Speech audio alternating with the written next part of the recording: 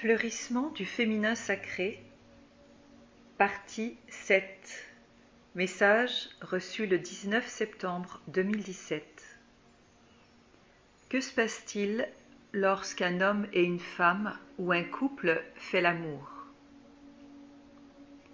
Bon jour cosmique où la nouvelle lune sème dans votre atmosphère ses rayons d'ombre. L'ombre n'étant que l'absence de lumière ou la face cachée d'un même objet. Nous vous saluons, êtres de la terre bleue. Nous voudrions vous révéler ce jour des points importants qui attaquent et attachent certains aspects du corps féminin. La première relation amoureuse est d'une grande importance entre deux êtres aimants. La première fois que l'amour est partagé entre deux corps physiques est une étape importante. La première relation sexuelle autorisée entre deux humains est également importante. Lorsque la femme et l'homme font l'amour et participent à un échange sexuel, il y a transmission de fluides. Tous les liquides s'associent. Les salives se mélangent. La transpiration se mêle à celle du partenaire. Le liquide séminal se répand dans le vagin de la femme. Parfois les urines sont en contact ou même le sang. Mais il y a également échange de fluides énergétiques.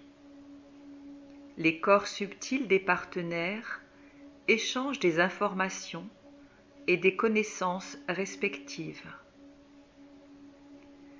Tout ce qui est contenu dans les différents corps de l'un est transfusé informationnellement dans le corps de l'autre et dans ses corps subtils et éthériques. Il s'agit donc d'une véritable union physique, psychique et spirituelle qui se produit lors d'un accouplement. D'où l'importance de choisir son partenaire en conscience pour bénéficier le plus possible d'informations allant dans le sens de notre évolution et nécessaires à notre élévation.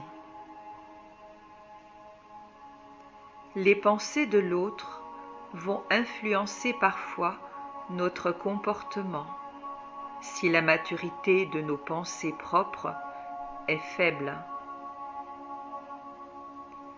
Il s'agit donc de rencontrer un partenaire qui aidera la femme à être libre dans son attitude et ses pensées, qui sera en quelque sorte le chevalier servant, l'accompagnant dans son mouvement de libération et de maturation d'esprit, et non un empêcheur de réalisation.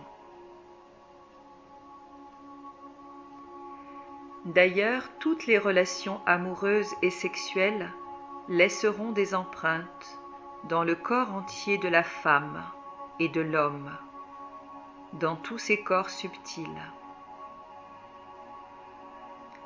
Il est donc parfois nécessaire de couper des liens énergétiques nuisibles qui impactent la vie et empêchent l'expression libre et totale de la femme.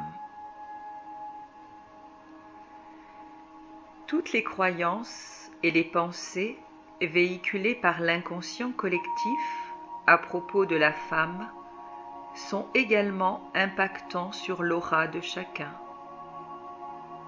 Il est important de nettoyer successivement le corps émotionnel et maintenir les autres corps en équilibre dans la lumière et la foi. Ainsi, la femme chemine depuis la femme lunaire jusqu'à sa lumière pour resplendir en femme solaire, acquérant tous ses attributs de femme sacrée. Nous vous accompagnons dans la réalisation de la féminité en la femme, de la féminité en l'homme et en toute l'humanité.